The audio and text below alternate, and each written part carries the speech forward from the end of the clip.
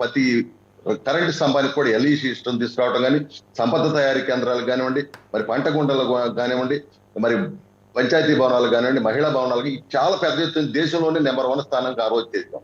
మళ్ళీ ఈ రోజున మొత్తం కూడా గుంటల పైన రాష్ట్రాన్ని ఇవాళ మేము పూడుస్తా ఉన్నాం. మరి అదేవిధంగా గ్రామీణ ప్రాంతాలను అభివృద్ధి చేస్తా ఉన్నాం. ఇవన్నీ కూడా ఖచ్చితంగా 2, 3, 4 నెలల్లో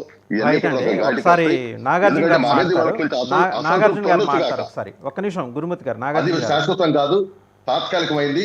దాన్ని ఖచ్చితంగా మేము సరి చేసుకుని ముందుకెళ్తాం. నాగార్జున గారు సార్, ఇందాక జనసేన పార్టీ సోదరులు మాట్లాడుతున్నారు. పిఠాపురం వర్మ గారు చేసిన దాంట్లో తప్పే ఉంది. ఇందాక జర్నలిస్ట్ గారు కూడా చాలా చక్కగా చెప్పారు. పిఠాపురం వర్మ గారు చేసిన తప్పే ఉంది. ఇప్పుడు మీరు రాష్ట్రాన్ని నేను బాగు చేస్తాను, ఇచ్చేస్తాను అంటారు. ఫస్ట్ మీ నియోజకవర్గంలో ఒక ఎమ్మెల్యేగా, ఒక డిప్యూటీ సీఎంగా మీకు ఫండ్స్ వస్తాయి. మీరు ఏం చెప్పినా, కూటమిలో ఒక పెద్ద పార్టీ ఉన్నారు కాబట్టి మీరేం చెప్పినా కానీ జరిగిద్ది. ఈరోజు పిఠాపురం వర్మ గారు ఈరోజు చేసిన తప్పేంటి? ఆయన ఆ పార్టీకి సంబంధం ఉన్నా లేకపోయినా ఒక మాజీ ఎమ్మెల్యేలాగా ఆయన ఆ నియోజకవర్గంలో సందర్శించడం ఆయన రెస్పాన్సిబిలిటీ.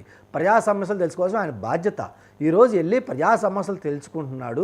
ఆ ఉన్న పరిస్థితి మీకు ఎక్స్ప్లెయిన్ చేస్తున్నారు, ఉన్న సమస్యలు మీకు చూపిస్తున్నారు. మీకు చేతైతే ఏం చేయాలి? ఆయన చెప్పిన సమస్యని మీ దృష్టికి వచ్చింది కాబట్టి మీరు పాజిటివ్ తీసుకొని ఓకే మేము స్పందిస్తామని చెప్పి మీ యంత్రాంగాన్ని పంపించి అది క్లీన్ చేయించి ఇచ్చేపించాలి. అంతేగాని ఆయన చేసిన ప్రతి పని తప్పుబడితే, ఆయన ప్రజానాయకుడు అండి, ప్రజల్లో ఉంటాడు, ఇండిపెండెంట్గానే అత్యంతగా మెజారిటీతో గెలిచిన వ్యక్తి ఎవరంటే ఆయన. సో ఆయన చేసిన దాంట్లో తప్పేంది అసలు చెప్పండి. ఒక 2 నిమిషాలు టైం ఇస్తే నేను చెప్పేస్తాను. చెప్పండి. వర్మ గారు ఇక్కడ తప్పు చేశారని మేమేమంటలేదు సార్.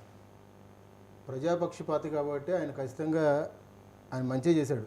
కాకపోతే ఇక్కడ ఏంటంటే, ఇక్కడ కూటమిలో భాగంగా కొన్ని హద్దులు ఉంటాయి. వర్మ గారికి పవన్ కళ్యాణ్ గారితో బాగా సాన్నిహిత్యం ఉంది. ఆయన చెబితే నిమిషాలతో పనవుద్ది.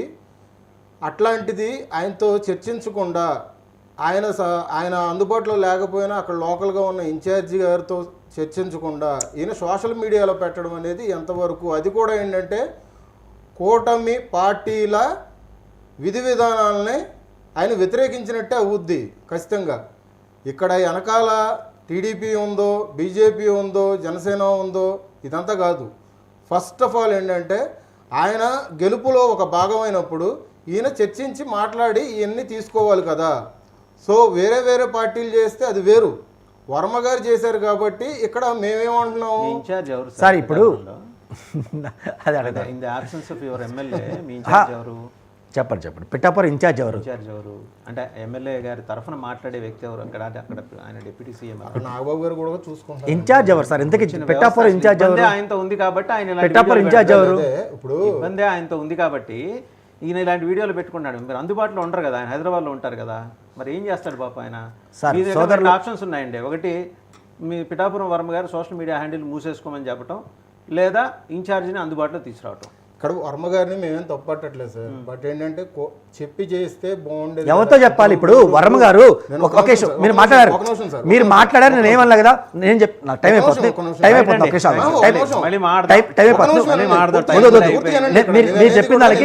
మీరు చెప్పిన దానికి ఆన్సర్ ఇవ్వాలి కదా. మీరు ఆగండి సార్, ఒకే ఆగండి. ఇప్పుడు వర్మ గారు ఒక ఇండిపెండెంట్ గా గెలిచిన ఎమ్మెల్యే. సమాజం చెప్పనివ్వండి. వర్మ గారు ఒక ఇండిపెండెంట్ గెలిచిన ఎమ్మెల్యే. ఆ ఎమ్మెల్యేని తెలుగుదేశం పార్టీ తీసుకుంది. ఆయన 10,000 ఓట్లు రాని, 10,000, 15,000 ఓట్లు రాని జనసేన ఇన్ఛార్జ్ దగ్గరికి వెళ్ళి ఆయన సమస్యలు చెప్పుకోవాలంట. అంటే ఎవరి రేంజ్ ఇక్కడ మీరు తగ్గిస్తున్నారు? అసలు మీరు ఇందాక చెప్తున్నారు కదా,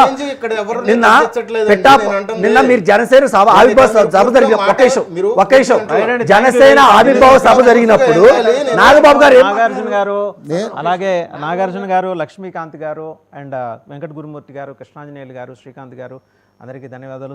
చూసాం కదా, కొలికపూడి నుంచి వర్మ దాకా ఎలా నడుస్తుంది. మరి తెలుగుదేశం పార్టీ దీన్ని ఈ అంశాలను ఎలా అడ్రస్ చేస్తుందో వేచి చూడాలి.